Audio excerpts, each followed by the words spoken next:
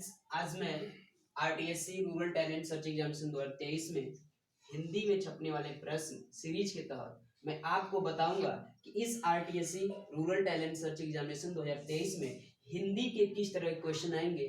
ये अगर आप देखते हैं, ये इसको अंत तक देखिएगा, बेहतर होगा, अच्छा लगेगा तो अधिक से अधिक लाइक शेयर कमेंट और सब्सक्राइब करिएगा, क्योंकि ये जैसा मैं बता रहा हूँ वैसा ही आपके जो आगामी 9 अप्रैल का जो आरटीएससी का एग्जाम होने वाला है उसमें ऐसे ही प्रश्न छपने वाले हैं। देखिए, पहला प्रश्न है, हिंदी भाषा के विकास का सही अनुक्रम है, यानी इनमें से कौन सा है आपको बताना है। 4 ऑप्शन दिया हुआ है कि हिंदी का विकास कैसे किन किन भाषाओं से हुआ। तो देखिए, पहला पाली, प्राकृत, अपभ्रंश, हिंदी, प्राकृतिक, अपभ्रंश, हिंदी, पाली, अपभ्रंश, पाली, प्राकृत, हिंदी, हिंदी, पाली, अपभ्रंश, प्राकृत। तो देखिए, हिंदी भाषा का जो विकास की हम बात कर लेते हैं तो पाली, प्राकृत, अपभ्रंश और हिंदी, यानी कि हमारा पहला वाला क्रम क्या है, सही है। पहले पाली से प्राकृत, प्राकृत से अपभ्रंश, फिर अपभ्रंश से हिंदी का विकास हुआ है।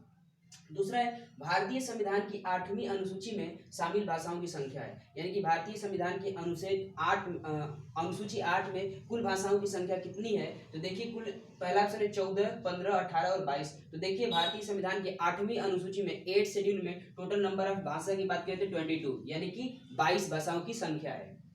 हिंदी दिवस इस दिन को मनाया जाता है, यानी कि हिंदी दिवस कब मनाया जाता है, भारत में हिंदी दिवस कब मनाया जाता है। तो 11 जून, 14 सितंबर, 28 सितंबर और 10 अक्टूबर। तो इसमें देखिए क्या होगा, बी वाला करेक्ट ऑप्शन होगा। 14 सितंबर को राष्ट्रीय हिंदी दिवस के रूप में मनाया जाता है। भाषा के आधार पर भारतीय राज्यों की पुनः संरचना की गई थी। तो देखिए, इसमें जो भाषा के आधार पर जो राज्यों का जो पुनर्गठन हुआ था वो हुआ था 1956 में, यानी कि इसका डी ऑप्शन करेक्ट है। हिंदी की आदि जननी, यानी हिंदी भाषा की जननी किसे कहा जाता है। तो इसमें देखिए, संस्कृत, पाली, प्राकृतिक, अपभ्रंश, तो इसका क्या हो जाएगा, ए ऑप्शन। संस्कृत को हिंदी का जननी कहा जाता है, या फिर सभी भाषाओं की जननी किसे कहा जाता है, संस्कृत को कहा जाता है। किस तिथि को हिंदी को राजभाषा बनाने का निर्णय लिया गया, यानी कि हिंदी को एक ऑफिशियल लैंग्वेज के लिए किस तिथि को स्वीकृत किया गया। तो ये है 14 सितंबर 1949 को। तो हमारा क्या होगा, सी ऑप्शन करेक्ट होगा, यानी कि 14 सितंबर 1949 को हिंदी को राजभाषा बनाने के लिए स्वीकृति दी गई। सूर्य का पर्यायवाची शब्द नहीं है, यानी कि इनमें आपको बताना है कि सूर्य का जो पर्यायवाची शब्द नहीं है, ये है दिनकर, दिवाकर, सूरज और महेंद्र। देखिए, सूर्य का पर्यायवाची सूर्य, रवि, दिनकर, दिवाकर, भानु, भास्कर, ये सब होता है ना, तो इनमें से क्या है, महेंद्र इसका पर्यायवाची नहीं होगा। ठीक, अब अगला है, निधन का पर्यायवाची शब्द है। निधन का मतलब जो मृत्यु होता है, दिवावसान, देहावसान, देहांतर, आमरण। इसमें क्या है, निधन का पर्यायवाची शब्द है, यानी कि इन चारों में से कौन सा किसका मतलब है, जिसका मतलब निधन होता है। तो यहाँ पर क्या होता है, देहावसान। देहावसान का मतलब क्या होता है, मृत्यु होता है या निधन होता है। और आगे देखिए क्या है, मृगनयनी में कौन सा समास है, आपको मृगनयनी में समास बताना है। मृगनयनी यानी कि मृग मतलब क्या होता है, हिरण होता है, और नयन मतलब आंख होता है। जिसकी आंख मृग यानी कि हिरण जैसी होती है, यानी कि उसकी क्या बताई जा रही है, विशेषता। तो इसका क्या हो जाएगा, कर्मधारय। ठीक है, फिर विद्यार्थी में कौन सा समास है, विद्यार्थी का अर्थी।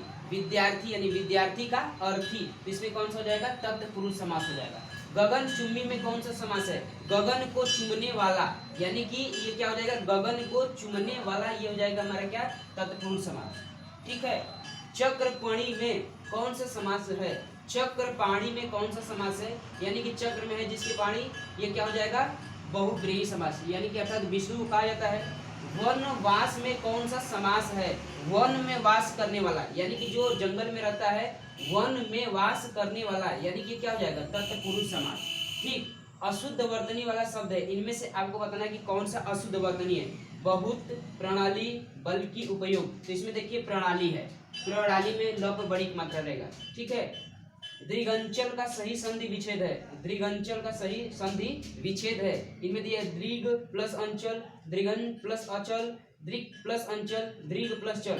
तो इसमें क्या हो जाएगा, दृग प्लस अंचल। तो ये देखिए, लगभग हर टॉपिक से हमने क्वेश्चन को लेने की कोशिश किया है, तो आप इसी के आधार पर अपना पढ़ाई करिए। जैसे पर्यायवाची हो गया, विलोम हो गया, समास हो गया, अलंकार हो गया, उसके बाद में आपका कुछ हिंदी से जो जनरल क्वेश्चन हो गए, फिर उसके बाद में आपका मुहावरे हो गया, लोकोक्तियाँ हो गया, एक शब्द अनेक शब्द। तो ये जो जनरल हिंदी जो लगभग हर कॉम्पिटिटिव एग्जाम में पूछे जाते हैं, तो उसी के पैटर्न पर हम भी क्वेश्चन बनाएंगे। हमारे भी जो एग्जाम होगा उसमें इसी तरह के क्वेश्चन आएंगे, इसलिए इसको देख कर जाइए और जो जनरल हिंदी है उसको पढ़ कर जाएंगे तो आप एग्जाम में बेहतर करेंगे। इसलिए इसे सही से देखिए, नहीं समझ में आ रहा है तो इसको बार बार, एक बार, दो बार, तीन बार देखिए, आपको अवश्य समझ में आएगा। इसलिए और आपको अच्छा लगे तो लाइक शेयर कमेंट और सब्सक्राइब करें। धन्यवाद।